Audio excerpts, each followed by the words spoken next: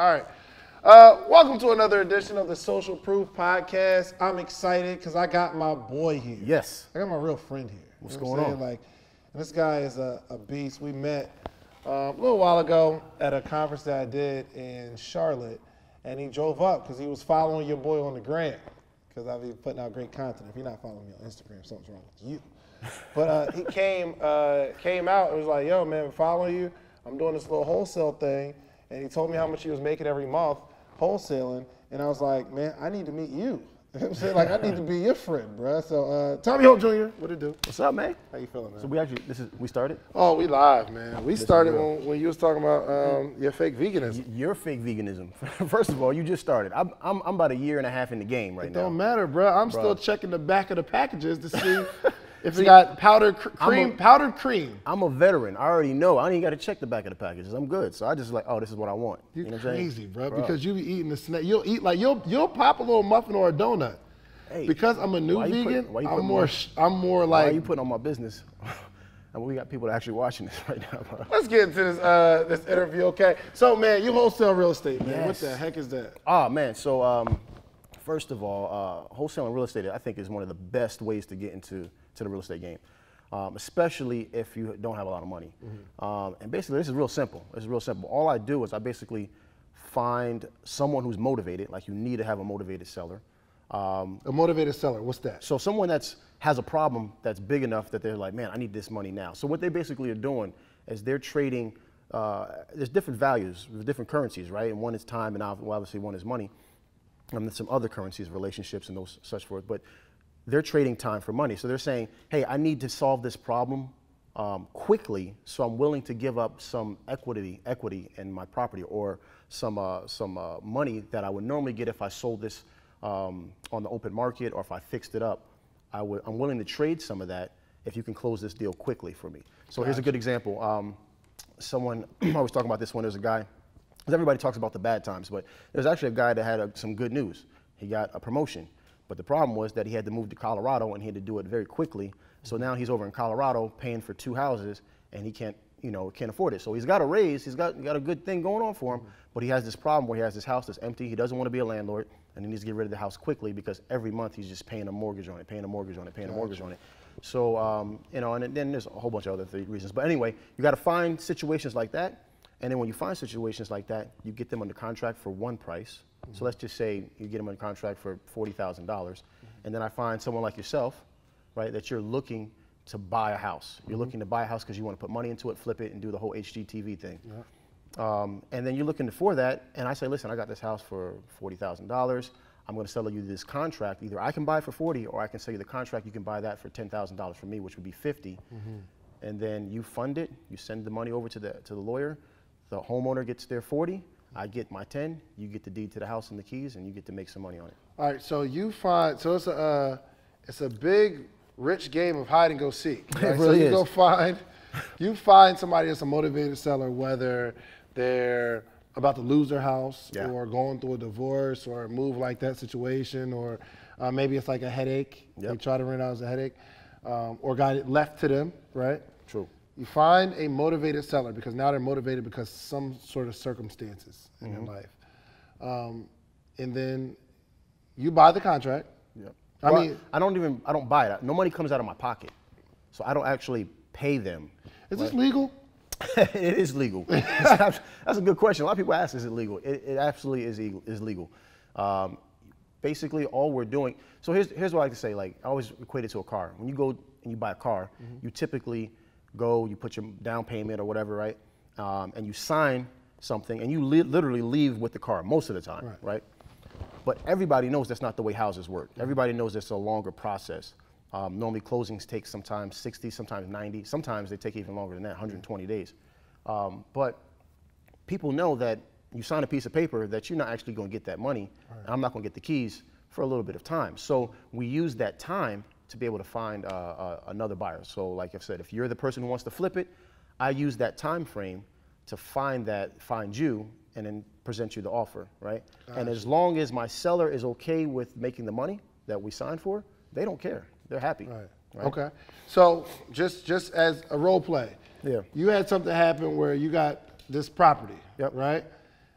I come to you, I just found you, and I want to get into how to play a professional game of hide and seek. Yeah.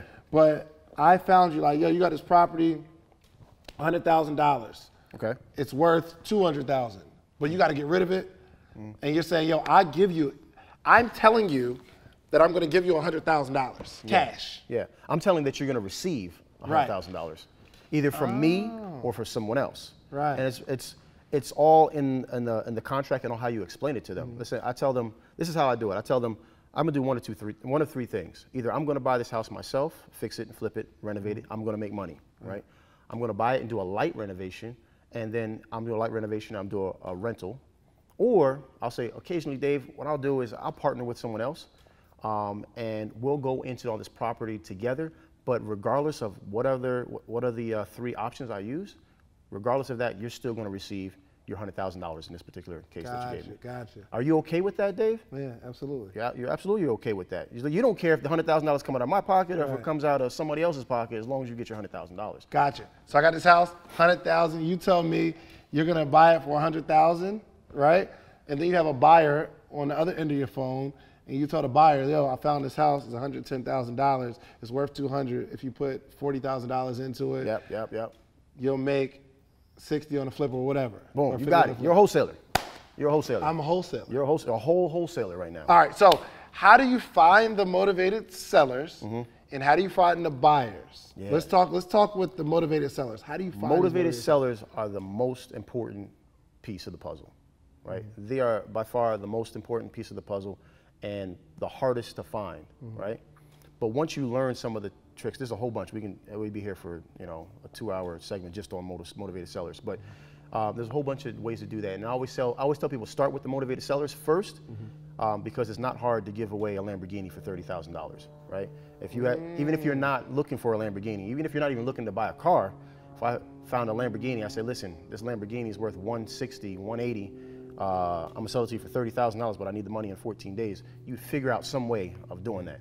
So finding the person that wants to sell the Lamborghini for $30,000, that's the hard part. So there's a couple of days, some free ways to do it. We'll talk about that. I'll give you like 1 or 2 free ways to do it. Yeah. And then we'll do some paid ways. So the first way is one of my favorites, because that's how I got started, is driving for dollars.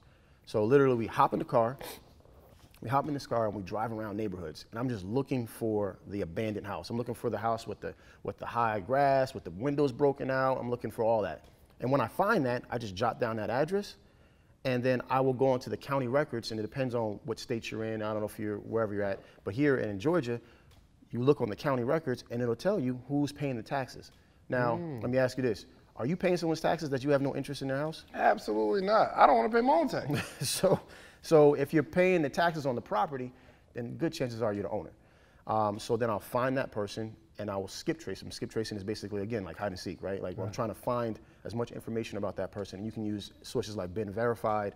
You can use REI Skip is another one if you're going to do batch skipping. So different sources that you can use. You teach all the little tricks, right? All the little tricks, yeah. You learn that stuff, how to find those people. But then I just pick up the phone and call them. Or if you really want to be gangster with it, you just knock on the door, right? So if I know you live I see your house is abandoned at 123 Main Street, and then I find that you live at 321 First Street.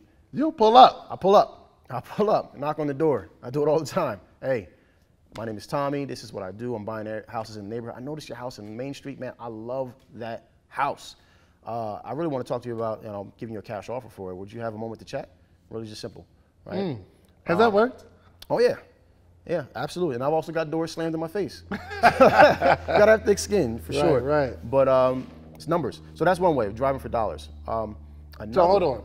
First off, I know the first thing you got to do is you got to get licensed and registered with the state before you can like really start doing this. And then you got to go to real estate school. Nah. Right? No, you don't need a real estate license. You don't need to get licensed with the state. You don't even need to have a company. I suggest you do for the tax benefits of it. But you don't need a car, huh? Just a bike. You can you get one of them bird scooters and little joints you sit over there.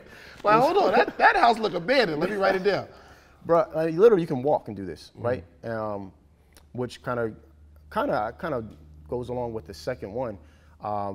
You can use what we call deal finders or what we call bird dogs. Now, you got to be careful. Certain states, and I don't know all the states, don't allow bird dogs. But a bird dog is simply someone who will find these properties for you.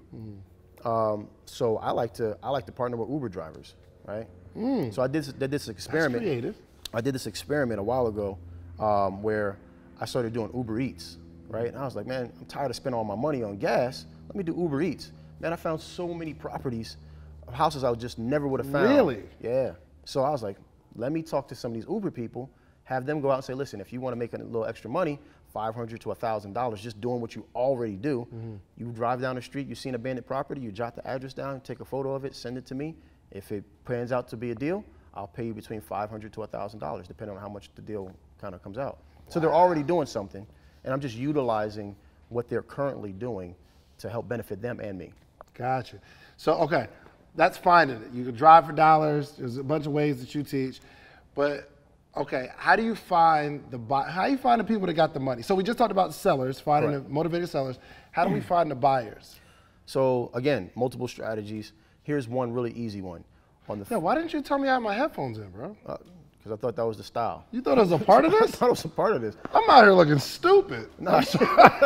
Yo, bro, I just felt my headphones in my ear, like the little earbuds. They so light. Yo, shouts out to Apple. Y'all did that. Apple's doing their thing. Yeah. Apple's doing their thing. I look crazy. Okay, don't edit that out either. I mean, that was part of the interview. All right, so go ahead. I'm sorry. So here's the easy way, right? Every Tuesday, first Tuesday of the month, Fulton County, where we're at, and most counties do the same thing. They'll do tax auctions, right? This is real. This is super easy. So you got people. You got to understand what the process of the tax auction or foreclosure, pre-foreclosure sales, right? They will literally stand on the courthouse steps, and there will be people bidding on these taxes, right? Now the thing about it is that you have to have the cash. Like you can't just say, "Hey, I'm gonna go get a loan. I'll be back in 30 days." Like you have to pay.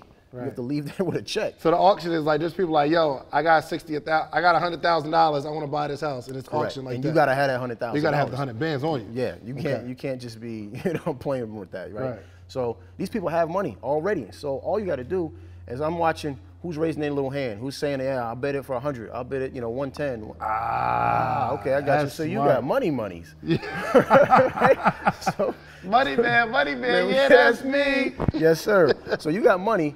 So when you coming out, especially this is the best time to catch them when they lose, right? Because they just spent if they won, you might not have the whole 100 now anymore, right? You didn't lost your money, right? You didn't spend it, and you probably spent more on that house than what I could have got it for. So what I'll do is I'll wait till the losers come back out, they all defeated.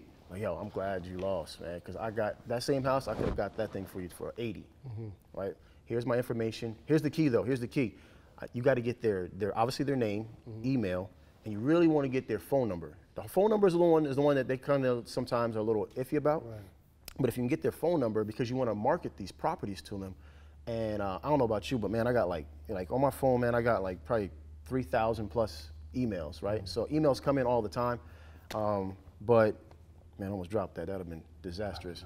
But people answer text messages, even from a number they don't even recognize. You're at least gonna open up the text message. True. So so getting their phone number, and then when you get those properties, like we talked about, get them under contract, get these properties, then boom, you just send them straight to their text message, and that's it. That's deep. You go where the money's being spent. At. Yep.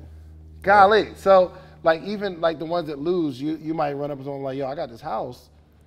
Just put it on under contract, 100,000 worth 200. If you same neighborhood, or I mean, if you're working in a certain neighborhood, right? That's the best way to do it. If you say, listen, that house in Grove Park that you were getting ready to spend $100,000 on, I got houses like that right now for 80.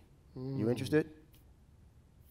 You put the hustle in, you really will have houses. Don't lie, right? If you have a house in that neighborhood, right, make sure you use that. But if you don't, if it's outside the neighborhood, say I got a house that's similar to this in this neighborhood, you're interested. We find them all the time. Yo, how many deals, like what's the most deals you've done in a month? The most deals I've ever done in a month is 7. 7 deals. 7 deals? 7 deals. Yeah, man, that was a good month. That was a good month. I thought I was something. So I thought I was something that month, boy. Not to be in your business, but to be in your business. So how much you make that month, bro? So that particular month, I made over $60,000. I've had months. Really? The first time By playing hide and go seek? Hide and go seek, yeah. So the first time I remember I called my boy Max, and you know Max. First time I made like $54,000 in a month, and that was like the first time I had like a big month. and I thought I was doing something. I was like, man, I was souped, bro. This is why it's so important.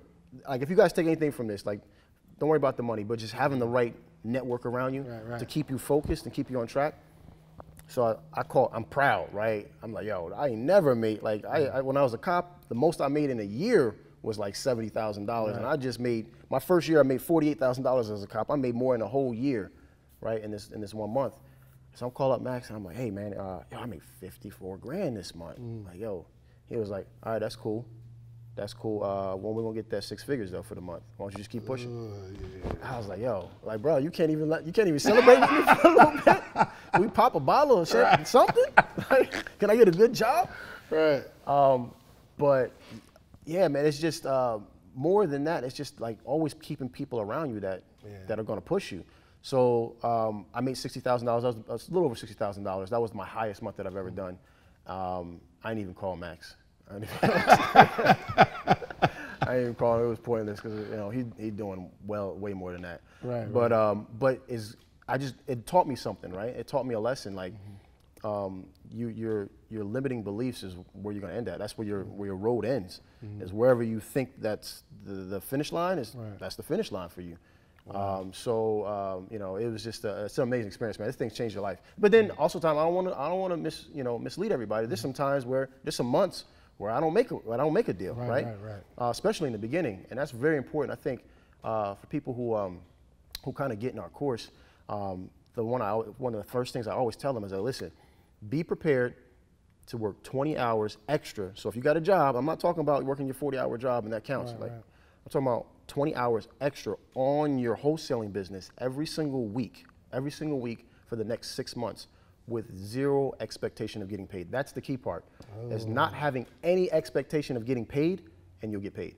If you do that, if you start going like, oh, I gotta make this money, you're focused on the money, you're not focused on solving problems, you're not focused on the process. And so if you focus on the money, you're taking your eyes off what you should be doing to make the money. And if you do that, you're gonna lose. But if you focus on the process for the next 6 months, you'll make money. Yeah. You know what, Pete? I think even in this day and age, man, it's hard for people to even wrap around work ethic. 20 hours a week, right? Now, if their job was like, yo, you want some overtime hours? They're like, yo, I'm with it, let's go, double time. But you're saying for the first 5-6 months, you need to put in an extra 20. 4 hours a day. Like Monday real through hours. Friday. Real hours. Because you know how when you go to work, right? You know, I used to work at a cheesecake factory. I was a police officer in the military, right? You ain't really doing 40 hours worth of work. Right. Like, I really mean you got to do 20 hours of actual work, right? Not just I'm here and I'm listening to a module, I'm listening to a course in the background, but you ain't really paying attention, right? Like, actually do the work. But yeah, you know. You don't want to work that hard though. You know what? It's sad to say you're right.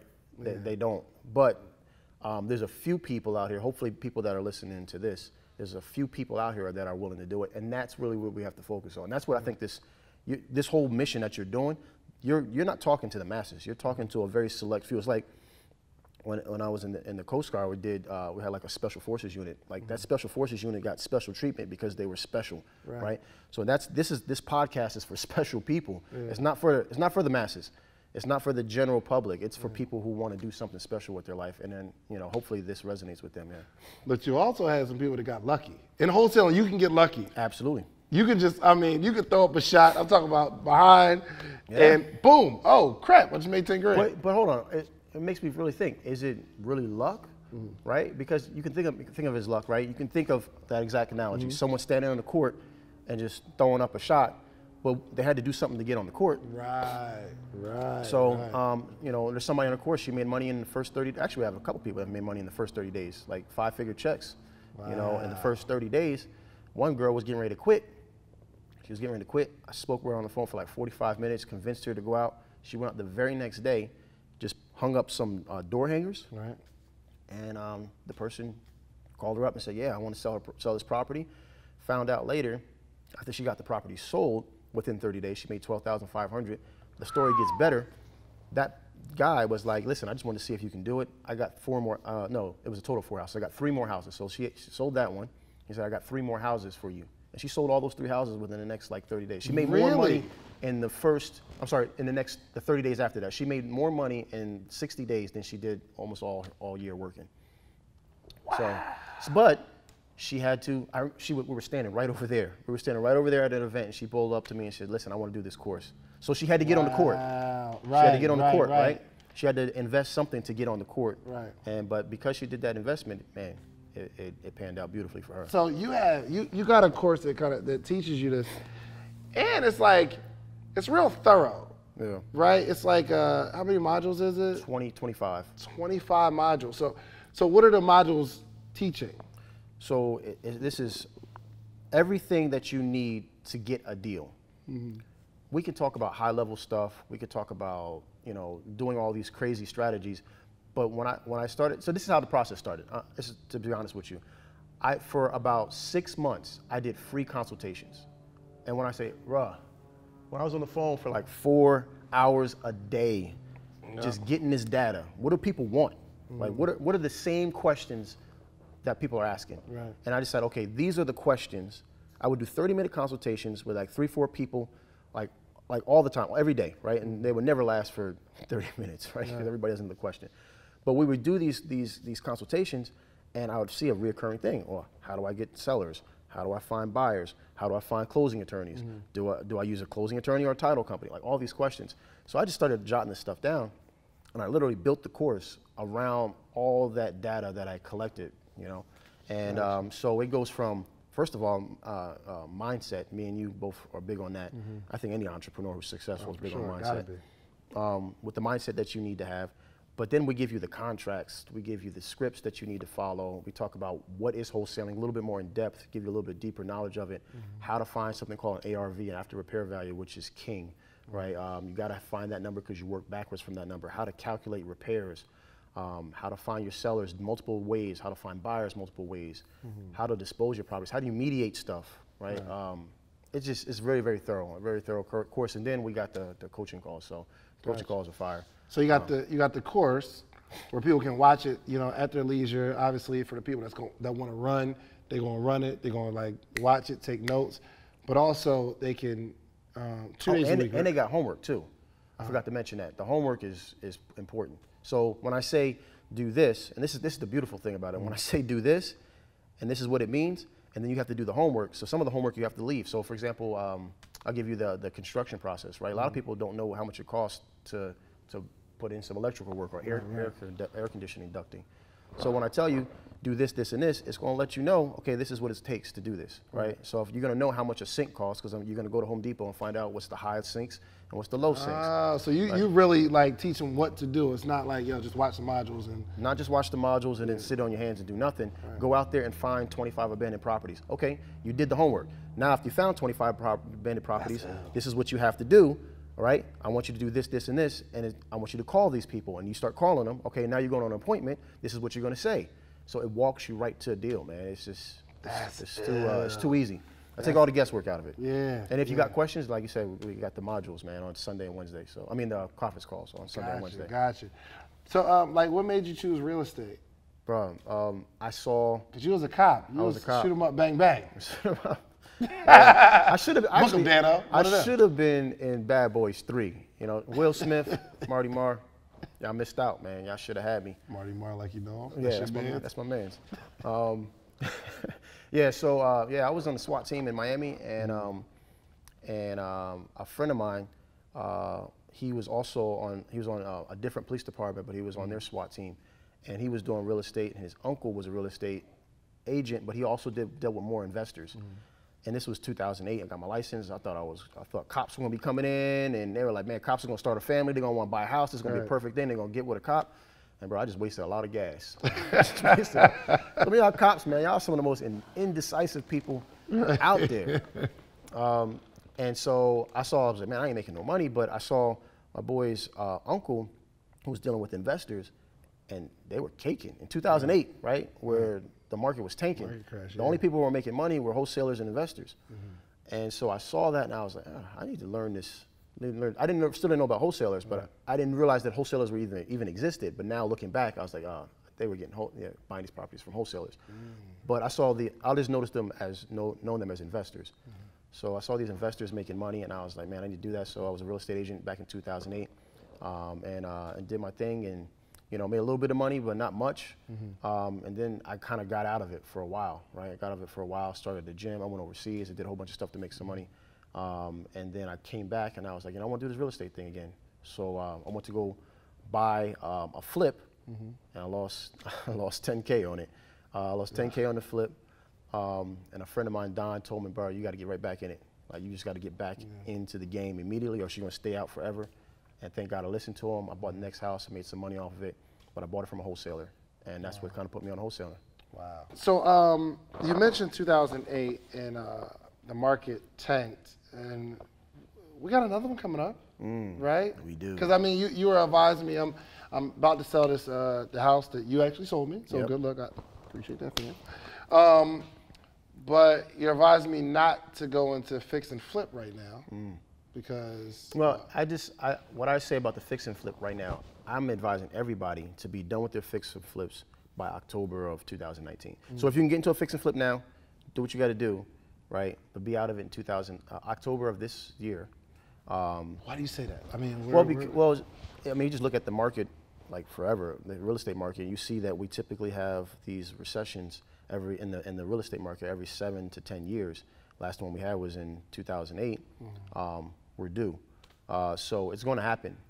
It's cyclical, right? It's just things go up and down, up and down. Cyclical, that's a good word. It is. I just looked it up today. Cyclical. But we're going to act like. Okay, go ahead. Yeah. All right, we're back. It goes up and down, right? It's a cycle. So it's going to go up, it's going to go down, it's going to up and go down. But over time, you'll see that real estate trends up. But you don't want to be in a flip in October, and then all of a sudden the market goes down, and you thought you were going to make $50,000 of profit, and you lost it all because you were in the market for too long. So everybody's saying definitely by 2020. These are people that are heavy in the real estate world. They're saying 2020 for sure. I'm just really conservative, so I would say end of the year 2019. I personally wouldn't want to be in. And so if I wouldn't want to do it, I wouldn't tell you. Right. Yeah, you need to go ahead and buy this house, knowing that it might crash. Right, but wholesaling is going to win regardless. Wholesaling is going to win regardless. Wholesale on the way down. I mean, here's the thing: is that you're going to be able to find more properties, and you don't know where the bottom is. Oh, so wholesaling gets easier in a recession. Yeah, it does, because people are losing, and people are like, the problem is, the thing with wholesaling is all about solving problems. So when people have problems, that's where we help solve those problems. So when market is good and everything is great and everybody's house is appreciating, they don't have any problems. But when they have problems and they can't pay the mortgage anymore, and they're getting ready to lose their house and get nothing, that's where you can really help some people solve their problem. And also you can help make money for yourself and your family as well. Gotcha. So people need to get into the wholesale game now, start to learn it, understand the game, start getting your momentum going. Even if you're gonna buy a house for yourself. Right. Like it's a skill that I almost feel like it should be taught in school. It really should. Because if you're gonna buy a house, why would you buy it at the highest point? Like, why wouldn't you learn how to buy it cheaper? Yo, so look, my wife wants to buy a house, and she's looking at like houses that are retail. And I tried to tell her the wholesale. Maybe you need to tell her. Maybe you need to tell her. Yeah, sometimes. Bro, don't put me in the middle of that, man. She wants the joint to really look nice. You feel me? And I'm like, yo, what about the dollars in the cents? Yeah, you just got to take her. Matter of fact, what we'll do is we'll take her to a house that's being worked on. And it's almost done, actually. And I'll show her the pictures that it looked like before. Because sometimes you just got to have that vision. It's tough to have that vision when you go in there and the house smell like cat feces and stuff, right? Right. And you stepping over. Cloud your vision. You stepping over a homeless person. Excuse me, bro. Let me just go take this photo. Right? I don't mean to be in your room, brother. It's hard to see that vision sometimes, right? But when she sees the before and then you look at, oh wow, this is what we can have, and this person bought it from me for $45,000. They put about 50 into it, but now it's worth 160, 170. Well, wholesaling ain't just for $100,000 houses, right? Oh no, you can wholesale. So you can get a little 400,000, 500,000. You can find them for 250 or something crazy. If you're trying to do it for yourself, that's cool. It's just that I don't do that as much, and it's just numbers. There are more first-time home buyers than there are people that can qualify to buy a $500,000 house. Right. So or an investor who got $5,000 or $500 on. Exactly. Yeah. So those investors, there's less of those type of investors. So I don't I just stick with the numbers. I just stick with the odds. Like the odds are better for me to find the lower end houses than it is for the higher end houses. But gotcha. See, there are $300,000-$400,000 houses traded. We can get. Like you're talking directly to her right now. You're really talking directly to her. You see that? But anybody can do it. Anybody can do this, man. So if you're looking to buy a house, you probably need to hit up Tommy Holt Jr. right now. Tell your real estate agent to kick rocks. Yeah. Tommy got something for you. So real quick, as we wrap up, this don't have nothing to do with real estate, but you are a cop, and I kind of want to hear some cop stories. What's your coolest cop story? Coolest cop story? Oh man, probably like oh wow, cool. Because a lot of my stories are pretty bad stories. I want something intense. Give me your most intense, like this could be a movie type stuff. Man, which one I want to use? I can use the shoot. I'll tell you a story that it's kind of sad. It's kind of sad. We were breaking up a fight. It was in the projects. It was in the, if anybody's from Miami, the Pork and Bean projects. They're no longer there. They tore them down a lot. But we used to have a 2-man unit, and we used to be in the projects. And we're sitting there, and we're just writing, some paperwork out. And there was a fight that broke out, so we're just sitting there writing some paperwork. We're in a car, and all of a sudden, out of nowhere, just for sitting there, I hear pow, pow, and I'm like, man, I've been shot at before. And when you hear that whistle, that means it's close, right? So just for sitting there in that neighborhood, literally weren't doing anything. I'm just doing paperwork, follow-up paperwork. Just me and my partner. I'm sitting passenger side. He's sitting in the driver's side. And we're getting shot at for literally no reason, right? Wow. Were your windows down? No, they weren't. No, but you can hear that thing. That thing, it's a different feel. It's a different feel when you hear that whistle, right? And so we see a car take off. We're sitting here, and we see there's a street right here. We see a car take off this way, so we're obviously thinking, well, maybe that's them. We chase down the car, we stop them. I turn around, I look behind me, I see people arguing. So now I don't know what's going on. My partner got these people at gunpoint. He's on the radio, we got people coming. I take off running down that way by myself. It's probably not the smartest thing to do, but I take off running the opposite direction. So now we're split up trying to figure out, because now I'm pissed, right? Like I want to find out who shot at me, right? So he got them, and we got them. Basically what happened, they had an argument. Somebody else who wasn't even there, it wasn't people in the car, and it wasn't people there. It was someone else that came by, and they got in an argument, and for whatever reason, they just decided they were going to take off, and they started shooting, and they started shooting. I don't even know if they were purposely shooting at us, but they started to shoot in our direction, and we almost got hit for that. Almost got hit. So that's one thing. When we have seen stuff with, unfortunately, little girls, heads blown off, and I had a little boy. He was like 5 years old, tried to take my gun from me, which is a very sad story because where is he going to go from there if that's? And it was his parents told him to do it because they pointed at us and laughed at us while he did it. So it's just the mentality. It was kind of a sad thing to see. So there's a lot of stuff that that sticks with you for a long time. Yeah, it definitely changes you. Yeah. Definitely changes you. What is sure. the mentality? Because you were working in the projects, in the middle of the projects, for the people who never lived there, or what is the mentality of those people? Not trying to group everybody, but So the thing that I think, and it sounds bad, but a lot of it, like for example, that little boy, right? And I had a book about it, and I wrote about this. Like, he's going to be, one day, at that time, he must have been 4 or 5 years old. Now, he doesn't know what he's doing. His mom, or whoever that was, it was a girl and a boy sitting on the stoop, and they're laughing once this happens, right? But they don't. Kind of like when the mom sees the little baby twerking.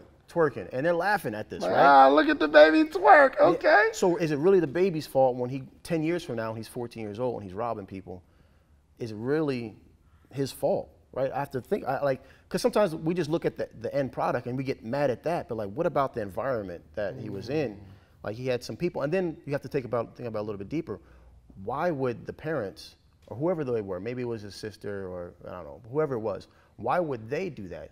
What did their life look like to make them think that, to tell their little son or brother, whoever he was to them, to go ahead, go grab it, because that's what happened. So that's what happened. We were sitting there, and we're walking, I'm facing this way, and I feel somebody grab my gun, and obviously I go into panic mode.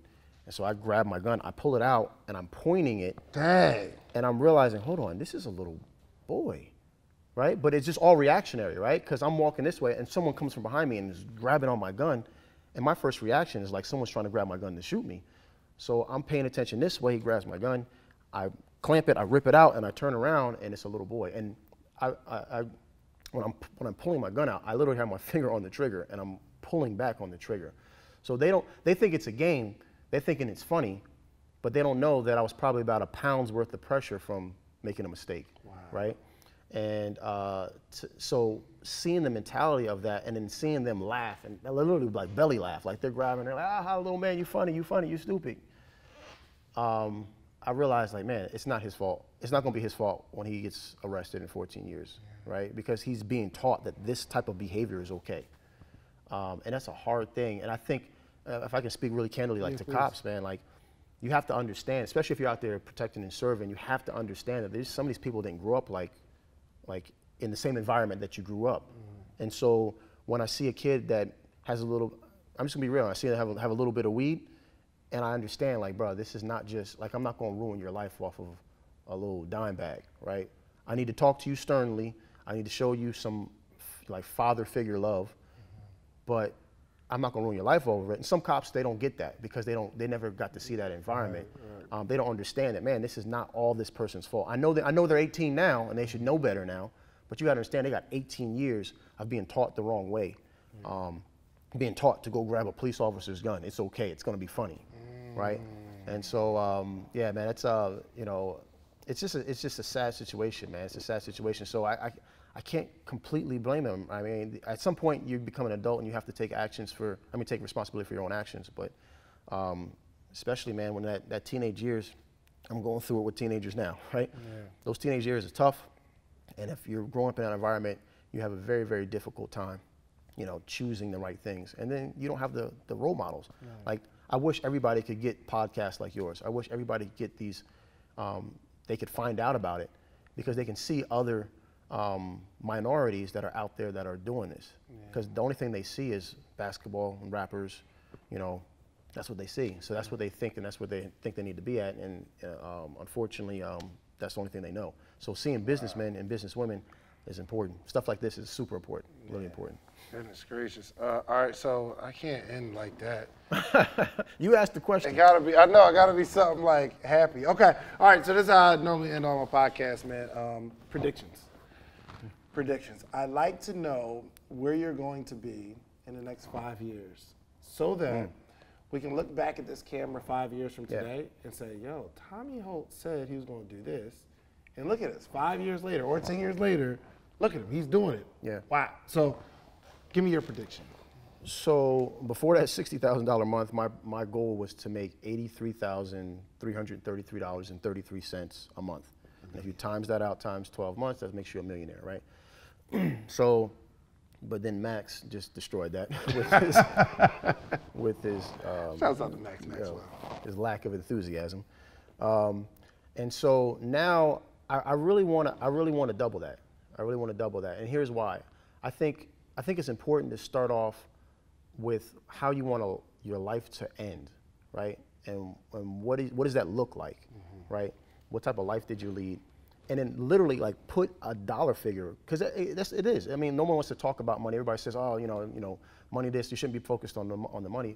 But I want the time. But in order for me to have the time, I gotta purchase that. Like, time is something you have to buy, right? Either you buy it with sweat equity or you buy it with money, right? So I want to have the time with my family. I want to be able to go on vacations and do this, and I want to be able to give. I want to have a nice podcast one day too, right?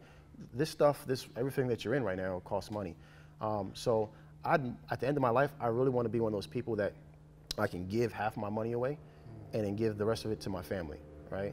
And so in order for me to do that, right now I want to double that figure. So right now I want to be at like 166,000 a month recurring. So that would be the goal for me in the next 5 years. Really less than that, but yeah, you asked for 5 years, so that's where it's at. Gotcha. Okay. All right, cool. So do you have a course where you're teaching people this stuff and they get to talk to you one-on-one? Yeah. So I guess tell people about the course, you know, how they can get involved, how they can find you. Yeah, so first of all, how to find me on Instagram, and Tommy Holt Jr., Tommy, Holt, Holt, Jr., and same thing on Facebook. And then also the course, it's E2E Wholesaling Edition.com, which is stands for Employee to entrepreneurs. So we're teaching people to go from employees to entrepreneur, and it's E with the number 2. But easiest way to do that, just follow me on Instagram, hit the bio, the link in the bio, and the course is there. It's $47. Did we mention that? It's $47? $47. Let me tell you why. And so a lot of people, a lot of my mentors. I spent $1,000. It was this guy named Luther Ragsdale. Oh, so and I don't know if he's still doing it. So we're just gonna throw names out there like that. No, it was cool. It was just I didn't learn. He gave me a folder. Bro. That joint was $1,000, bro. My goal. For a folder though. My goal is to put. No, a folder, bro. That taught you the steps, and I'm going through the folder like, okay, that's a good step, and then How many times did you get on a phone call with him? None. I got For 1,000. I got a folder. That was cool because he had a payment plan. Was a Gucci folder? Oh, we It was a white folder, bro. So you can't even get the Gucci folder, bro. Listen, my goal. I don't say I got robbed. I invested into a program, spent $2,000 on it, and it didn't teach me nothing about wholesaling. And so then I invested into Max, and I saw with a real mentor who really knows what they're doing and who's actually doing the business, I saw how that transformed my business.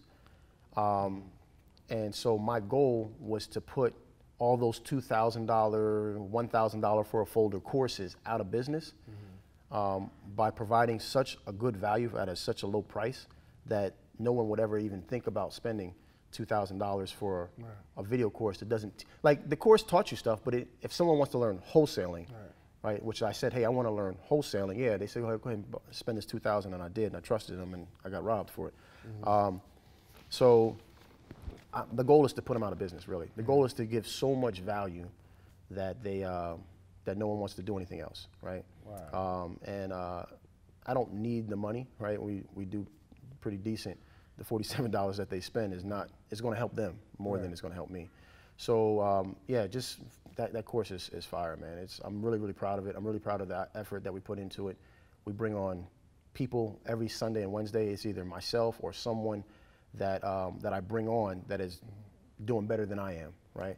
So you get to learn from them as well. So yeah, it's a good course. At $47, the average deal is how much? Like the average wholesale deal? Well, it depends on the market, but here is somewhere probably about 10 grand here in the Atlanta market. Yeah. Yo, if somebody joins your program, they would have to be, for them to like lose, they would have to get one deal in the next 200 months. Yes. Yeah. Yo, you'd have to be in your program for 200 months. To lose that money. To lose the money. But then you don't even lose. And not get one deal. But then you don't even lose because now you have the knowledge, right? So now at least you know. Right. At least you know that you might be overpaying for something. So you really can't lose. Yo, somebody's in your course for 200 months. Yeah, and they don't get a deal. If they're not cut out for it. It's not worth it. This is not cut out for anything. Life is not for you, right? Go to Target, fam. You know what I'm saying? You are a box stacker, okay? Professional box stacker. All right, you probably super good with the boxes. Nasty with the boxes. Look, man, I need y'all to follow my boy, my brother, Tommy Holt Jr., man. I'm actually on his call every single week. Yep, and for sure. Not only the how-tos, but the mindset, but you also get the community. It's really, really amazing. So make sure y'all follow Mr. Tommy Holt Jr. You got any last closing words? That kind of goes along with what we were talking about a couple of weeks ago where I had that big loss, right? I just need people to practice in losing, right? Practice in losing. Like I think it's so important. You have a pretty successful business, right? You got your clothing brand, you got this place, you got the e-complex, you got your speaking business. How many times have you lost in this time frame, right? Quite a few, right? So good at it. So good at losing. Oh, man. Pro at it. But see, everybody wants to win, but nobody understands, like, in order to get to where I'm at, in order to get to where you're at, in order to get to where all these people that have been on your podcast, they had to have lost. The key is that you need to practice in the loss. And it's not, I don't want you to practice to lose, to go out there and intentionally lose. I need you to be able to practice within it. So while you're in that loss, while you're in the confines of the loss, I need you to say, okay, what can I extract from this loss that other people are probably losing from and turn this into a win? How can I take this, this feeling that I'm feeling, how can I immediately change it so I can focus on the next win. And this course is a prime example. I took a loss when I spent that $2,000, but I recognized, okay, if I'm having this problem, other people are having this problem. So I'm not special, right? I'm having a problem, and let me figure out how can I solve this problem, and this course was born out of me losing $2,000. So practicing in the loss is something I think people need to really understand. I love it, man. Well, look, man, that's a wrap. Again, make sure y'all follow Tommy Holt Jr. Jump in this course. I mean, you deserve to invest $47 in yourself. He's got, it's a huge, huge community. And again, I'm learning as well. So I'm on the call every single Sunday and Wednesday as well. So make sure y'all follow Tommy Holt Jr., man. It's a wrap, man. Yes, sir. Appreciate you. Appreciate it being on.